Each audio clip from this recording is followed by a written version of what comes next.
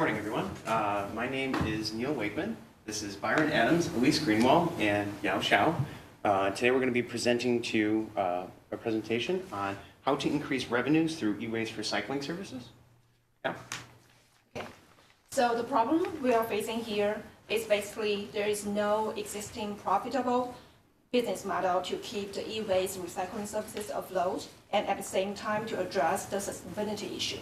So we are going to solve this problem by projecting the market size and the maximum amount of revenue over the next 5 years. And we are also going to lay out the operation specifics. There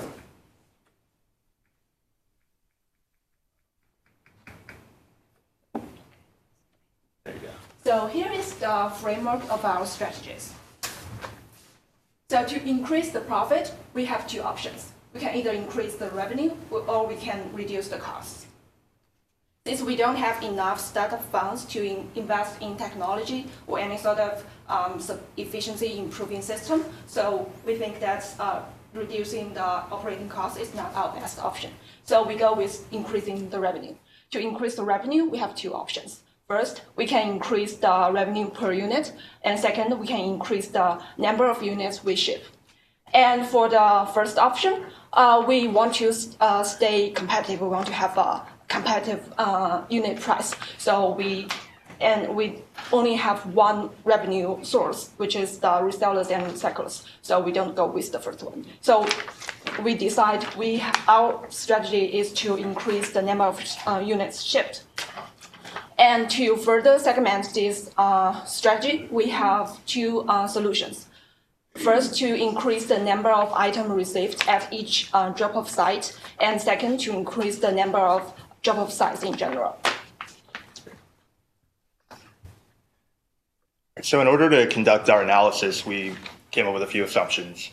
The first assumption we made was that the residential market share for desktops, laptops, and mobile devices will remain constant for the 5-year period at 36%, 55%, and 74%. The next assumption we made was that laptop weight will decrease by 0.05 pounds in 2013, based on the projections that we saw for the weight of electronic devices, and that rate will remain constant over 5 years.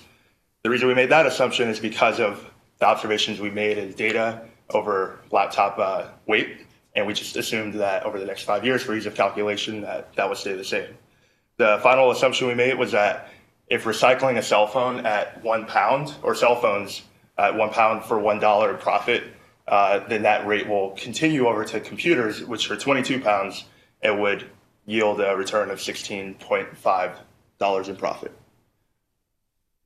The next slide shows us the e-waste market size. So the way we conducted our analysis was by looking at the size of the residential recycling or resale market and what that market is worth. We expect that our entry into that market will expand the market and create growth. We're bringing new people to the table who will participate in the process of sending in e-waste. So in 5 years, the total size of the market will be, you see the projections there. We base that off of the melt rate. So the amount of money that you can get from melting down each device, and then the size of the total market in tons.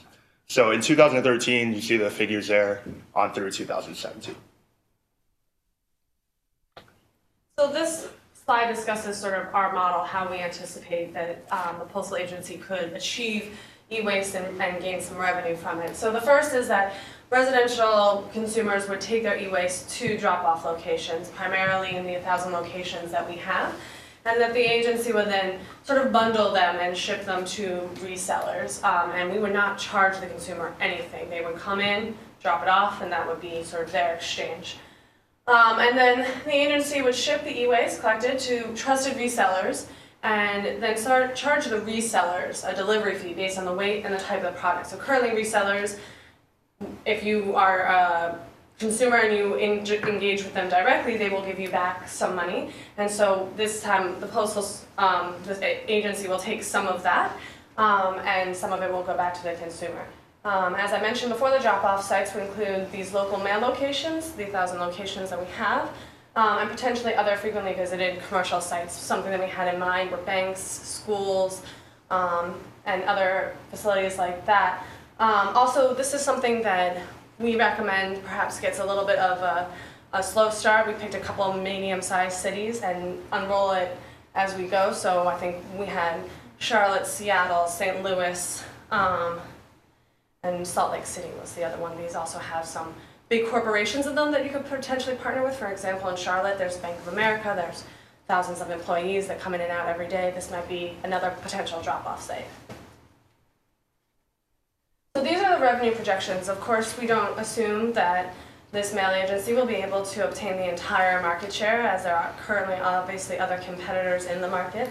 But we did assume that they could gain a certain part, and as Byron previously mentioned, that by entering the market, we'll see an increase in the number of people participating in recycling or reselling their phones. And so these are also sort of a baseline in some senses, because we are proposing that we actually take these devices and give them to resellers, which actually make a larger profit than the pure recyclers. Now, some of them will be recycled. So we think this is a little bit of a bottom line number at some point. So certainly with all of this will come an amount of challenges and risks, some that are foreseen and some that are unforeseen. Some of the ones that we were able to anticipate, and we should maybe spend some time discussing, are there's the first of the two would be overseeing third-party vendors, second being anticipating the market. So when it comes to ensuring the environmental integrity of those third-party vendors, we'll need to make sure that due diligence is done to make sure we're vetting and going through and following up on the processes. We wouldn't want to, have the phones that we're collecting and electronic equipment being shipped someplace and then having them either being buried or smelted in a process that is not environmentally friendly, as that could lead to an integrity problem for the organization. Additionally, we have to ensure that customers receive their fair share of resale value. Customers are not going to be inclined to participate in this program unless we give them a reason to do that. And then data removal. I think one of the primary reasons, and some of the things that we saw in some of the articles discussed and the information provided to us, is one of the main reasons people are hesitant to trade in their cell phone or to release it to be recycled is because of the integrity of the data transfers. Whether or not a disposable or a recycler could extract personal information from that. With online banking and everything now and smartphones, it's much more of a sensitive subject. It's not maybe just the personal connection, people having had a phone for 1 to 2 years, it's also maybe of a security concern. And then anticipating the market. Providers changing policies regarding contracts and new phones. So for example, with Verizon and AT&T, if going forward they change their approach, if they were to stop saying, or if they were to say that they're no longer going to offer new phones to customers when they reactivate their contract every 2 years, maybe you have to pay the full price, then that could affect this. And we think that's something to look into because we've kind of heard that could be something coming down the pike as well. And in terms of fashion, cell phones are just as important when it comes in the fashion sense as is clothing. People do like to swap them out. So, those are things we kind of have to balance. We have to, even though that is kind of the trend now, is that people want the newest and the best. It's something we definitely have to take into consideration. It could kind of go either way. And the growth in the tablet market, where does that fall in this? It's something we did mention and discuss with the client representatives, but we certainly would want to take that into account going forward since that is one of the largest growing components of the electronics market. You can switch to the next.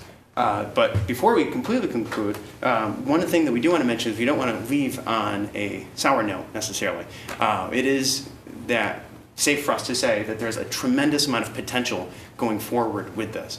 We're not obviously able to present everything to you because we have a short period of time to do that, but we do see a tremendous amount of potential, and we think that this could maybe be the saving grace of the organization to offset the first-class deficit expenses.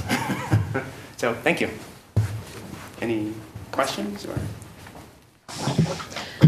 I can start. First of all, great job. You guys clearly have thought through this and done a lot of great analysis on it. Just to kind of pick into one of the assumptions that you made, I guess what was the basis for assuming that the market share is going to stay constant among the 3 different types of products that you would recycle? Kind of given historical trends, that doesn't necessarily seem to be the direction it's headed, but I'd like to know what your thinking was in that.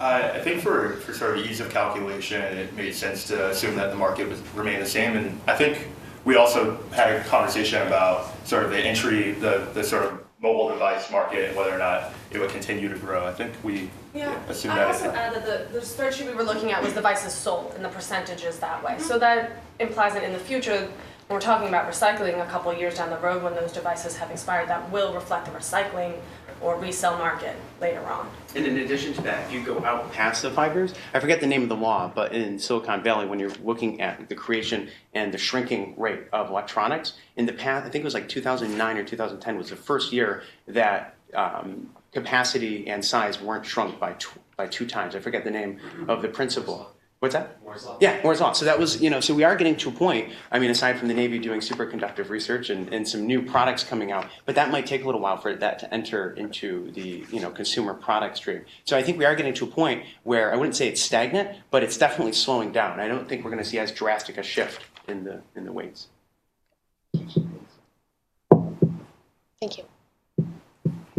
Can you go into the revenue model a little bit? I would like to understand a little bit more about how the agency is actually going to sort of generate revenue and then where the basis for the calculations came from. Can we go back to that? So I can walk us through that again and one more slide back. The model. Yeah, thank you. So I think the concept is, from what our reading was, we saw that there are some consumers that go directly to resellers, but they have to, that's at a cost to the resellers. They then pay for that shipping, and I think it's more expensive. So I think part of the model is the concept of bundling, right? That over time, a couple dozen cell phones might come into a location, and the mail agency can actually send those for less money than it would for each individual envelope. So ultimately, we would end up charging the vendor a smaller price, perhaps. And also, it's the concept that we are providing sort of we are getting their name out there. We are helping them. And so this concept that we're going to bring in additional people into this market will be a driving factor. And so as additional people join, I think that's why we feel that the agency can take a slightly larger cut than even just what it costs to send the item, but perhaps a cut from what the person might get. So for instance, in one instance, if you mail in a BlackBerry Pro, you get $65. That's not bad. But I think that a lot of people don't know that that exists. So by using these 1,000 locations and sort of putting your name behind it, we think we can increase the amount and perhaps maybe even take a cut of that $65. And then part of that too, as Elise was just saying, and that's where a bit of the security notion comes in, because the agency has that reputation and people know it as such, we're hoping that that will also translate into a greater amount of trust in the disposal of this. Because a lot of times if you just bring it to an AT&T store or whatever the company might be, you don't necessarily know where it goes. And how often when you do go into like trade up and you get a new phone, how often this is something we're discussing, did the customer service rep say, oh, you can just leave your phone behind and we'll take care of that. You never really hear that. It doesn't seem to have a very formal process in place to manage that. So we're hoping that this could kind of address that. Did that help answer all of your questions? Yeah, that's Great. good. Thank you. No problem. Any others? Okay. Thank you very much. Great. Appreciate Thank you it. for your time. And hope you guys found this to be a creative new solution. Great. Great, thank you.